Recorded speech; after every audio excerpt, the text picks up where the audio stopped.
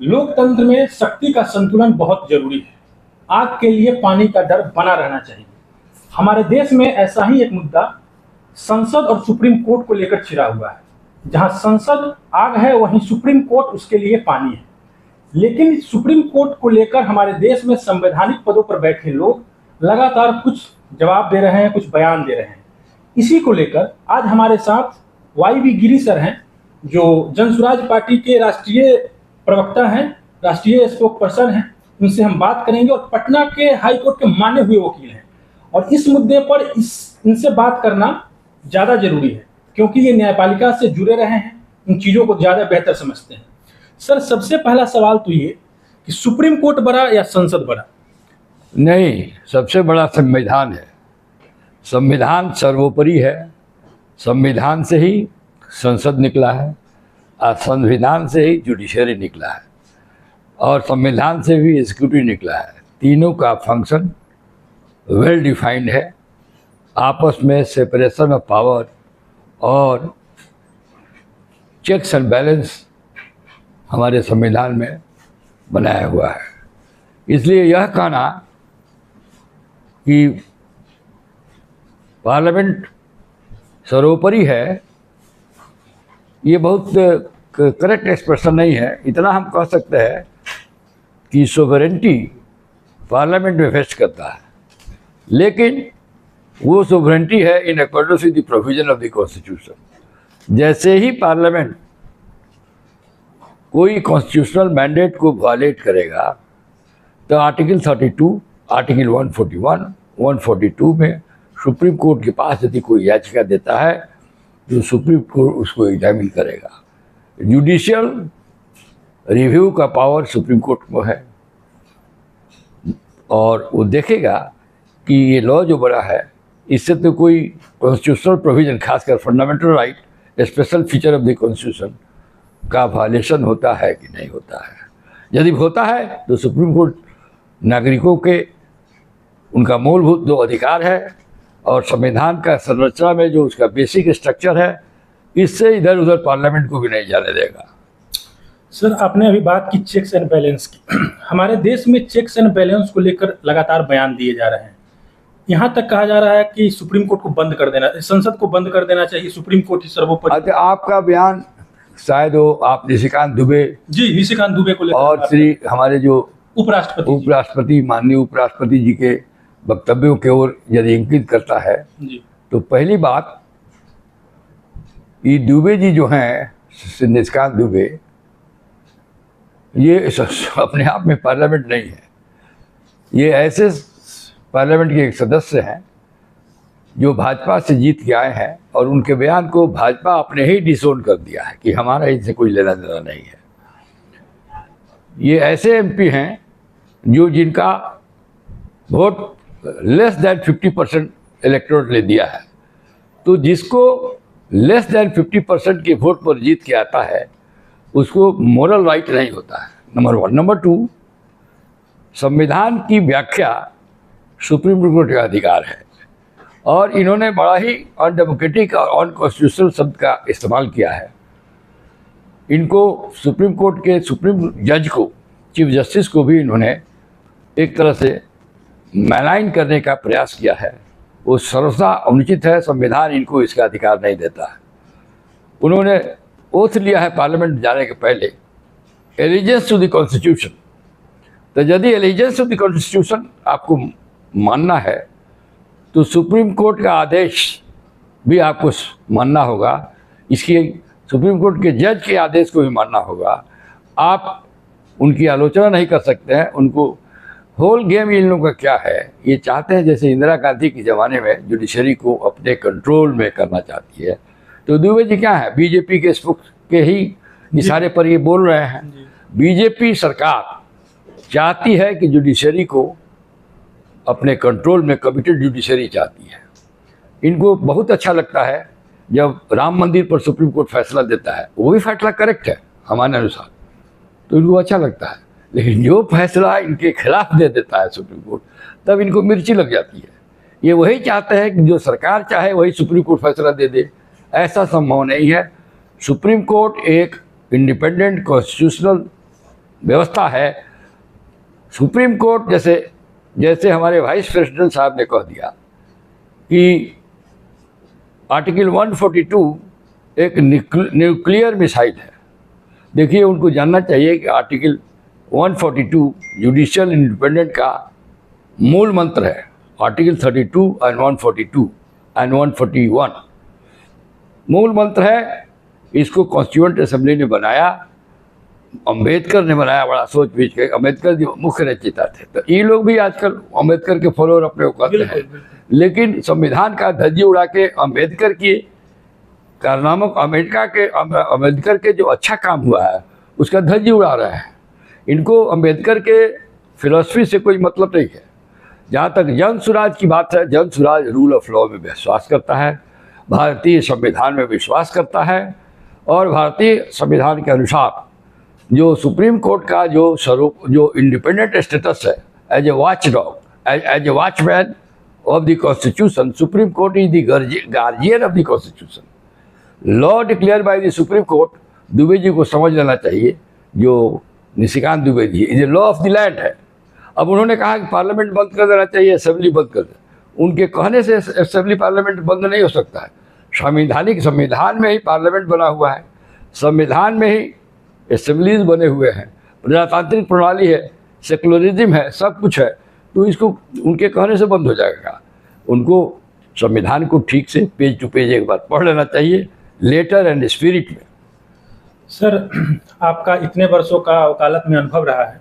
सवाल ये है कि निशिकांत दुबे जी ने जिस तरह के भाषा का प्रयोग किया सुप्रीम कोर्ट के चीफ जस्टिस के लिए, सुप्रीम कोर्ट क्या इस पर सुओ मोटो ले सकता है अवमानना के लिए? देखिए, सुप्रीम कोर्ट को बड़ा टॉलरेंस होता है, वो ऑर्डिनरली सुओ मोटो नहीं लेता है। लेकिन फॉर्चुनेटली कुछ रिट एप्लीकेशन फाइल हुए हैं, कुछ कंटेम्प्ट एप्लीकेशन फाइल हुए हैं सुप्रीम कोर्ट में, उसका संज्ञान सुप्रीम कोर्ट लेगा। सुप्रीम कोर्ट अपने आप को एक लिटिगेंट के रूप में प्रस्तुत नहीं करना चाहता है। सुप्रीम कोर्ट के सामने जो दुबे जी हैं, निशिकांत दुबे, बहुत छोटी चीज़ है। एक he is a simple member of the parliament who has own the election on less than 50% vote. तो इनका स्टेटस क्या है, ये जो कलाबाजी दिखा रहे हैं अपना, लगता है इनको मंत्री बनने का मन हो गया है अपनी पहचान बनाने के लिए, और भाजपा के नेतृत्व के तरफ अपना ध्यान आकर्षित कर रहे हैं ताकि इनको कुछ पद मिल सके। सर, अब निशिकांत दुबे जी के बाद जो सबसे बड़ा बयान और देश में चर्चा का विषय बना हुआ है, वाइस प्रेसिडेंट धनखड़ साहब का बयान। उन्होंने कहा कि सुप्रीम कोर्ट राष्ट्रपति को निर्देशित नहीं कर सकता है, क्योंकि सुप्रीम कोर्ट के चीफ जस्टिस को राष्ट्रपति ही नियुक्त करते हैं। ऐसा कोई नहीं, पहले तो राष्ट्रपति को कोई डायरेक्शन सुप्रीम कोर्ट नहीं दिया है। उनका वो बोलते हैं, वो बिना बेसिस का बोल रहे हैं। गवर्नमेंट को डायरेक्शन दिया जाना और गवर्नर को डायरेक्शन दिया जाना, राष्ट्रपति को डायरेक्शन नहीं है। सुप्रीम कोर्ट ने डायरेक्शन दिया है गवर्नर को, जो 6 महीना 8 महीना से 10 महीना से 2 साल से 3 साल से एक प्रजातांत्रिक प्रणाली से पास किया हुआ तमिलनाडु में बिल पर सोए हुए थे, पॉकेट में रखे हुए थे, एज इफ कि उनको पॉकेट वीटो का पावर है। उनको पॉकेट वीटो का पावर नहीं है। पॉकेट वीटो अमेरिकन प्रेसिडेंट को होता है। वो अमेरिकन प्रेसिडेंट डायरेक्टली पब्लिक से इलेक्टेड होकर आता है। इलेक्ट होते हैं। ये पावर अपने यहाँ गवर्नर्स को नहीं है। गवर्नर्स न इलेक्शन से आते हैं, न कोई कंपटीशन से आते हैं। वो तो जो सरकार में लोग हैं, उनके मर्जी से पुराने ज़माने में बहुत विद्वान, इम्पार्शियल, न्यूट्रल टाइप के लोग गवर्नर बहाल होते थे। आजकल तो बीजेपी का जो बी ग्रेड लीडर है, जो चुनाव हार गया, जिसको कोई कहीं संट करना है तो गवर्नर बना के भेज दिया जाता है, और बीजेपी अपना कार्य इन गवर्नरों के साथ, यदि सरकार विपरीत पक्ष की है तो उस पर ये लोग हावी रहते हैं। अब इसमें सुप्रीम कोर्ट में स्टेट और स्टेट का डिस्प्यूट भी रिजॉल्व करने का पावर संविधान में दिया हुआ है। सुप्रीम कोर्ट में स्टेट और यूनियन, सेंट्रल गवर्नमेंट का भी जो आपस में डिस्प्यूट होगा उसको रिजॉल्व करने का भी पावर सुप्रीम कोर्ट ही है। समझ गए? इसलिए ये कहना कि सुप्रीम कोर्ट ओवर एक्ट कर रहा है, ये वाइस प्रेसिडेंट साहब को भी, वाइस प्रेसिडेंट साहब पहले वकील थे। अच्छा। पटना में हम उनको सुने हैं, गवर्नर होने के पहले एक केस बहस कर रहे थे। पटना में बहस कर रहे थे, आए थे किसी केस में, कंटेम्प्ट केस में, साधारण तरह से एवरेज और तरह से बस किया, कोई एक्स्ट्रा ऑर्डिनरी परफॉर्मेंस नहीं लगा। लेकिन इनको नियुक्ति हो गई गवर्नर बंगाल का।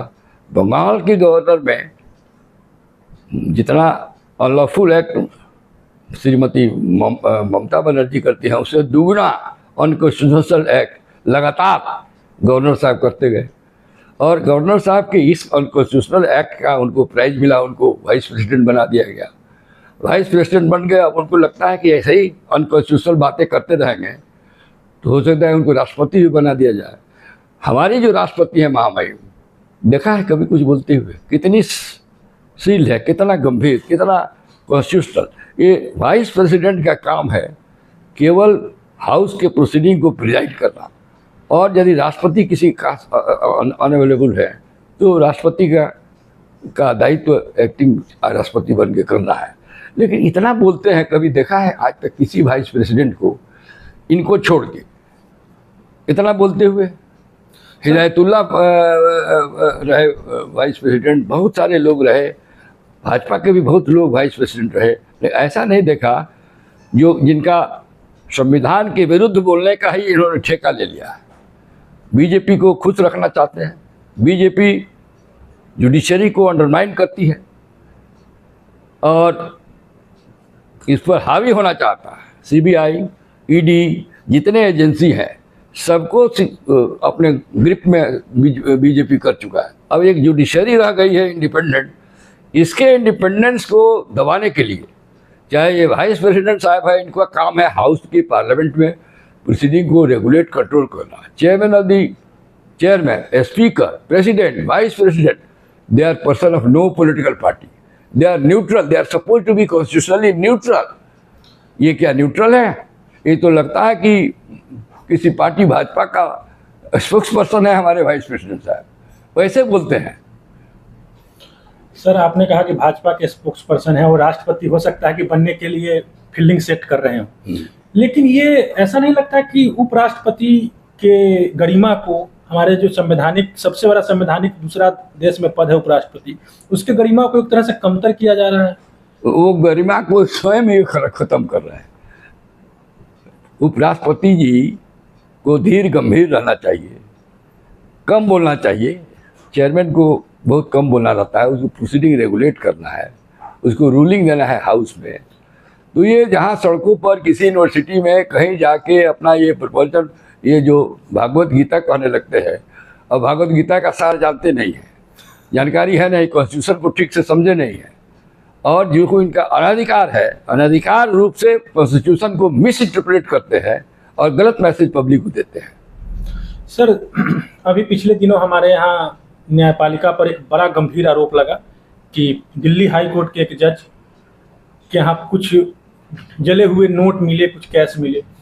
उन्होंने, वाइस प्रेसिडेंट साहब ने इस बात को भी अपने वक्तव्य में रखा कि उस बात को ना सजा होनी चाहिए, इस पर सुप्रीम कोर्ट अब जांच कमेटी बैठा दी, सुप्रीम कोर्ट अपने अंदर काम कर रही है।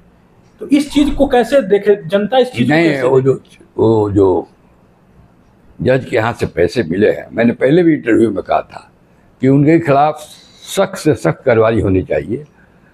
एक यदि टोकरी में एक सेव सड़ गया है तो उसको निकाल के फेंक देना चाहिए, लेकिन एक जज की इंटीग्रिटी यदि डाउटफुल हो गया तो वाइस प्रेसिडेंट साहब को क्या पूरा जुडिशरी ही खराब लगता है?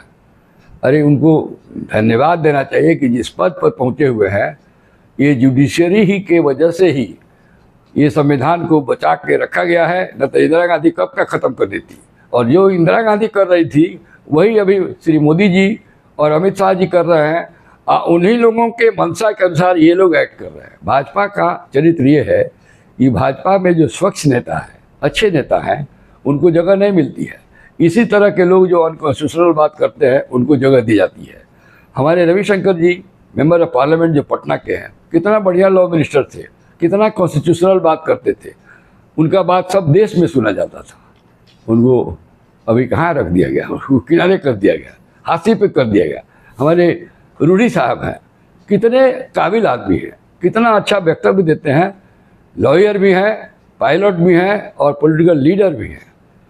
उनको भी किनारे किया गया। कहीं कुछ उनको कहीं पूछे ये दोनों को बैक बेंचर बनाया गया। हमारे सुशील मोदी थे जो बिहार के स्तंभ थे भाजपा के, उनके 3-4 साल लास्ट में जो मरने के पहले उनको मुंह दूध की मक्खी की तरह, नख की तरह निकाल के भाजपा ने फेंक दिया। अमित शाह और मोदी जी ने मिलके कोई पद नहीं दिया, बेचारे को सल्ट कर दिया। तो भाजपा में रहना है तो और आगे बढ़ना है। अभी अभी इसका रिजल्ट क्या हुआ है? कोई भी भाजपा का बिहार में स्थापित नेता नहीं है, क्योंकि जो बढ़ना चाहता है, जो काबिल आदमी है, उसको आगे नहीं बढ़ने दिया जाता है। सर एक सवाल यहाँ ये बनता है कि ये जो सारे बयान आए, निशिकांत दुबे का हो या वाइस प्रेसिडेंट साहब का हो, अभी एक बहुत बड़ा बहस का मुद्दा बना था वक्फ बोर्ड। सुप्रीम कोर्ट ने जिस तरह का डायरेक्शन इस पे दिया, उसको लेकर शायद इस तरह के बयान आए। तो सुप्रीम कोर्ट का जो डायरेक्शन वक्फ बोर्ड पे दिया गया, वो आप पढ़े होंगे, आप देखे होंगे। देखिए, सुप्रीम कोर्ट का वो इंटरिम ऑर्डर है, थोड़ा ऑब्जर्वेशन, अभी फाइनल जजमेंट नहीं दिया है। इस पर इतना रिएक्ट करने की आवश्यकता नहीं है। फाइनल जजमेंट जब आ जाए वक्फ बोर्ड पर सुप्रीम कोर्ट का, तब उस पर विचार होना चाहिए। और यदि सुप्रीम कोर्ट वक्फ बोर्ड के अमेंडमेंट को गलत समझता है और अल्ट्रावायलेंस डिक्लेयर कर देता है, तो उसके बाद क्या होगा? इसलिए सरकार को भी अपना पक्ष सुप्रीम कोर्ट में रखना चाहिए, वक्फ बोर्ड के लोग भी अपना पक्ष रखेंगे और चीज़ों का मंथन होगा लीगल और कॉन्स्टिट्यूशनल एस्पेक्ट पर। सर भाइयों और बहनों कहने से नहीं जुडिशरी में फैसला होता है। लीगल एस्पेक्ट, कॉन्स्टिट्यूशनल एस्पेक्ट क्या है, पार्लियामेंट को कहाँ तक पावर है, कहाँ तक ये फंडामेंटल राइट को इफेक्ट करता है या कॉन्स्टिट्यूशन को इफेक्ट करता है, इस सब पर थ्रेडवेयर डिस्कशन होगा और फाइनल फैसला होगा। सर नैतिकता के सवाल पर, जैसे आपका वर्षों का अनुभव रहा है, ये जो सुप्रीम कोर्ट किस तरह का फैसला दे सकता है? अगर आप इसको एनालाइज करें अपने अनुभव के आधार पर, क्या जिस तरह के प्रावधान किए गए हैं वक्फ बोर्ड में, क्या नहीं, अभी हम इस पर कुछ नहीं कर सकते। अच्छा, वक्फ बोर्ड पर क्या दोनों तरफ से पक्ष रखा जाता है और जजेज का क्या ऑब्जर्वेशन होता है, कितने जजों का बेंच होता है, ये अभी कुछ फोरकास्ट नहीं किया जा सकता है।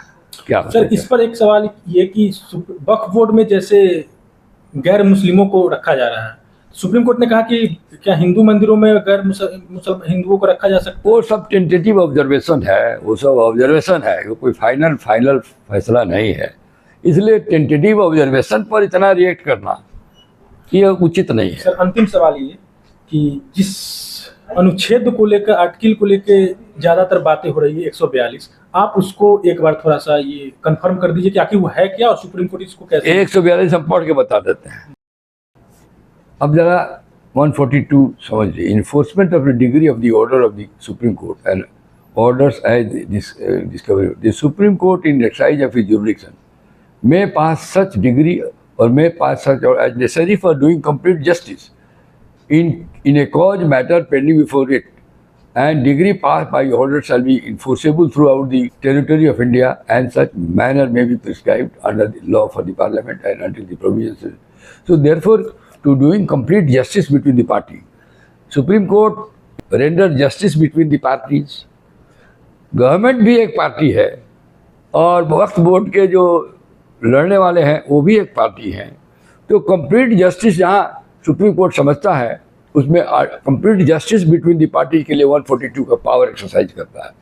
ये कॉन्स्टिट्यूशन में ही दिया हुआ है और हमारे वाइस प्रेसिडेंट ने कहा है कि इसको मिसाइल की तरह, न्यूक्लियर बम, हमको तो लगता है कि हमारे वाइस प्रेसिडेंट साहब का जो एक्शन हो रहा है, जो बयान हो रहा है वो अपने आप में ही एक स्प्लिंटर बन गया है संविधान को समाप्त करने के तरफ। और वो खुद ही स्प्लिंटर, उनकी भाषा, उनकी जबान, वो जो उनका विचार एक स्प्लिंटर रूप से काम कर रहा है, स्प्लिंटर लगता है। वाइस प्रेसिडेंट के ऑफिस की गरिमा को उन्होंने धूमिल किया है। विद ग्रेट रिस्पेक्ट, हमारा कोई व्यक्तिगत उनसे नहीं है, मैं तो आदर करता हूँ, लेकिन ये सब वो क्या कर रहे हैं और किस लिए कर रहे हैं? वो लॉ बैकग्राउंड के आदमी हैं, तो लॉ को तो उनको ज़्यादा बेटर समझना चाहिए, लॉ का इंटरप्रिटेशन भी उनको करना चाहिए। तो अनलॉफुल बात, अनकॉन्स्टिट्यूशनल बात रोज बोल रहे हैं वो। चुनाव लड़ना है क्या उनको? ठीक है। हमारे साथ वाईवी गिरी सर थे, जो जन स्वराज के नेशनल स्पोक्स पर्सन हैं और जन स्वराज के वरिष्ठ नेता हैं। उन्होंने जो बहस चल रही है उसको लेकर, जो न्यायपालिका में और कार्यपालिका में जो बहस चल रही है उसको लेकर वो बातों को क्लियर कर रहे थे। वाइस प्रेसिडेंट साहब का जो वक्तव्य आया है वो वाइस प्रेसिडेंट के गरिमा के हिसाब से बिल्कुल सही नहीं है, और निशिकांत दुबे का जो वक्तव्य है वो सुप्रीम कोर्ट की गरिमा को कहीं ना कहीं डिस्क्रेडिट करता है। आपने इनकी बातों को सुना, आप अपना प्रतिक्रिया हमारे कमेंट बॉक्स में लिख सकते हैं। बहुत धन्यवाद सर। आप जनता बोध देख रहे हैं, हमारा नाम निखिल है। धन्यवाद।